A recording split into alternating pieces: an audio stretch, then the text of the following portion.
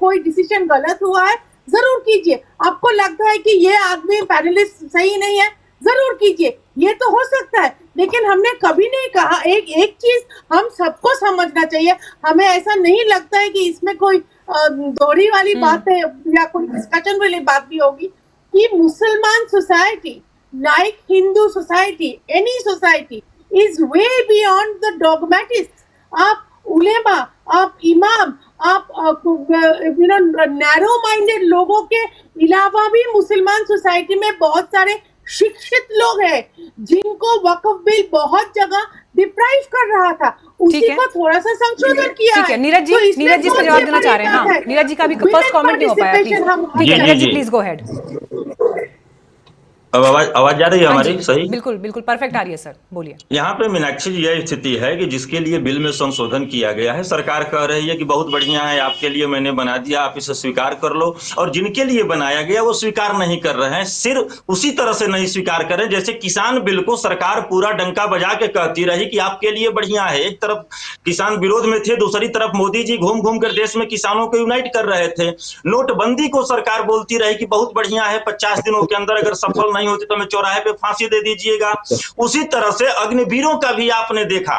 अब बात यहां पर यह है कि जितना मुसलमानों को इसमें नुकसान नहीं है, उससे कहीं ज्यादा फायदा भारतीय जनता पार्टी को अन्य प्रदेशों में जो हिंदू मुसलमान करने का इनका एजेंडा चलता है, और एजेंडा सिर्फ चलाया जाता है हिंदू मुसलमान का, कभी मुस्लिम इनका एजेंडा रहे नहीं है। अन्य जो वोट बैंक है हिंदू के नाम पे, उनको अपने तरफ खींचने का एक असफल प्रयास चल रहा है, फिलहाल तो चल ही रहा है इन लोगों का।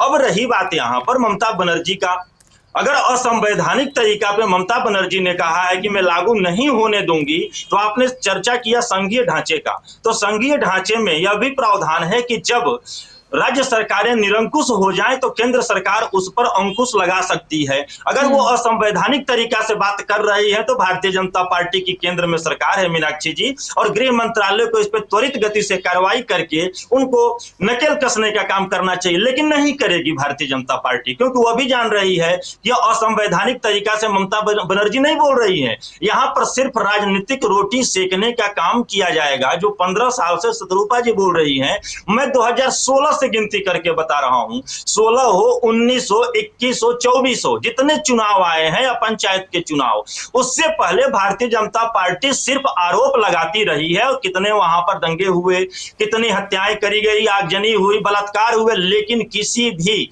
एक कांड का भारतीय जनता पार्टी के केंद्रीय कार्यालय से या केंद्रीय सरकार की तरफ से आज तक किसी भी रूप में कोई प्रतिक्रिया नहीं आती है चुनाव के बाद, और चुनाव से पहले आरोप पे आरोप लगता रहता है, और वही परिस्थितियां फिर बनने जा रही है। क्योंकि 26 में चुनाव है और भारतीय जनता पार्टी को वहां पे चुनाव लड़ना है और ममता बनर्जी को डिफीट करने का असफल प्रयास करना है, और कुछ नहीं। ठीक है,